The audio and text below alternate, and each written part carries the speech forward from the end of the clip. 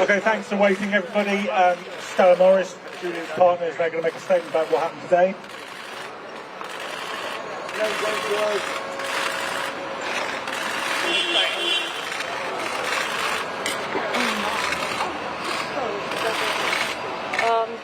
The judges today said that the court would allow the factual evidence to be argued at the final hearing on the 27th and 28th of October. They'll allow the factual evidence to be argued. What has not been discussed today is why I feared for my safety and the safety of our children and Julian's life. The constant threats and intimidation that we have endured for years, which has been terrorizing us and has been terrorizing Julian for over 10 years.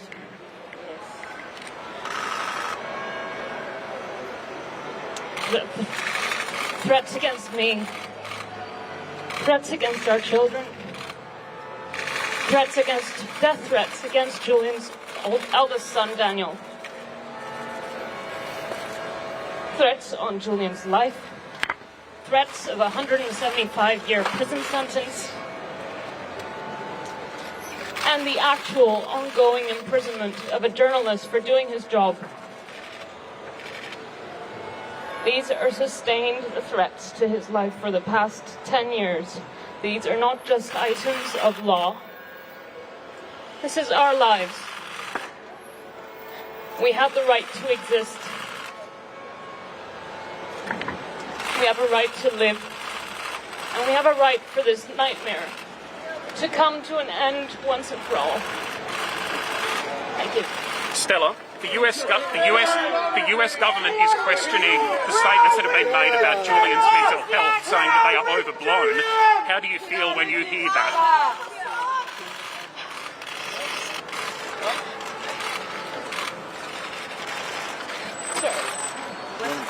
Well done, Stella. Solidarity, Stella. Okay,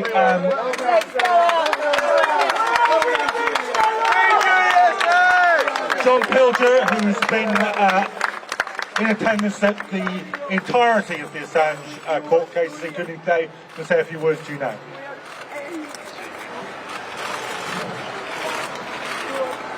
What Stella just said, that she has a right, her children have a right, Julian has a right for this nightmare to come to an end.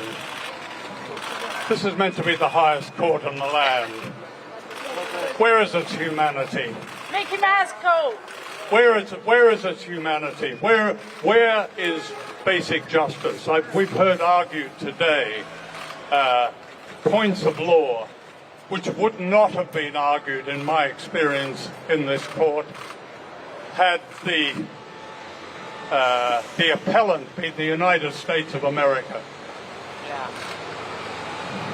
That's the political dimension to this whole nightmare. But what Stella has just said, that her safety, her children's safety, the threats against them, which I personally know have been going on for months and years, are not acknowledged in this court.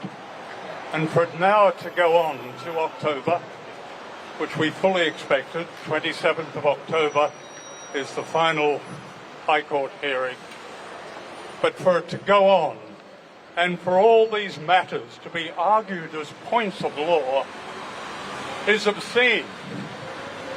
Obscene, and I'm not saying that as a piece of agitprop, is obscene in any terms of natural justice. This nightmare must come to an end. This is an innocent man pursued for performing one of the greatest public services of my lifetime. Exposing the secrets of governments, and governments now live by secrets. They don't live by elections, they live by secrets. That's why they don't want you to have them. That's why they don't want you to know about the wars that they conduct secretly, the numbers of people but they eliminate, kill secretly. They don't want you to know that. Rest in peace, Dr. David Kelly. Julian Assange opened a new era and honourable, brave, courageous era in journalism, which made me proud to be a journalist again. He has every right to walk out of this court in October, as does Stella and his children, free from the nightmare imposed on all of them by the same power that imposes its will on all of us. Thank you.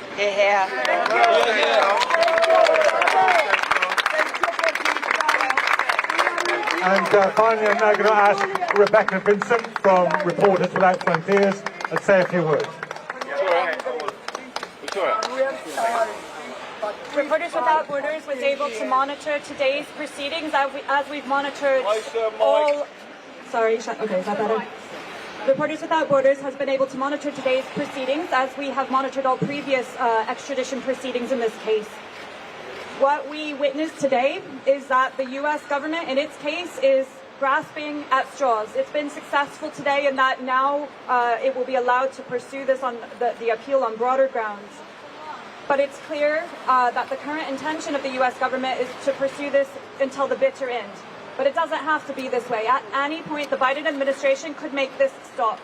We call again on the U.S. government to drop this case. Julian Assange should be immediately released. He should certainly not be extradited to the United States. Assange! We repeat our position that he has been targeted for his contributions to public interest reporting. He should not be in this position. And we retain serious concerns about the state of his mental and physical health in Belmarsh prison. He should be allowed to go home to his family. He should not be detained as this appeals process drags on. Yes. Just a short note about access today, because many of you know the problems that NGOs have faced in gaining access to proceedings. Today, for the first time, this court accredited Reporters Without Borders, Amnesty International, and some other observers, and gave us an allocated seat in court, which is a welcome development. But I want to emphasize that that should have always been the case. We should have always been allowed to do our jobs. This case is overwhelmingly in the international public interest. It must be open to scrutiny. So we have done our best to get in throughout, and we will be here on the 27th and 28th of October, and as long as it takes. But in the meantime, we continue our campaign to free Assange. So thank you all very much for your support. Is there any chance to get him out? Okay, thanks very much. Just two points in conclusion. 2 points in conclusion. One, there was a great deal of discussion in court today about the credibility of the defence witnesses.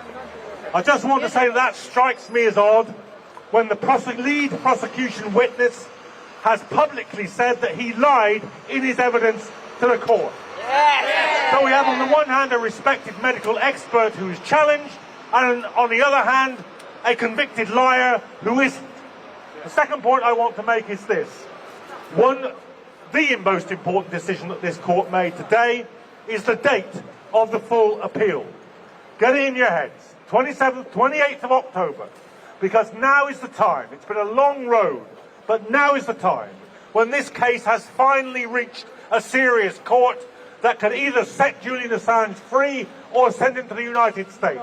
And that should be a message to every journalist and to every activist. Redouble your efforts. On the Saturday before that court hearing, we'll be on the streets. On the days of that court hearing, we'll be on the streets. We've got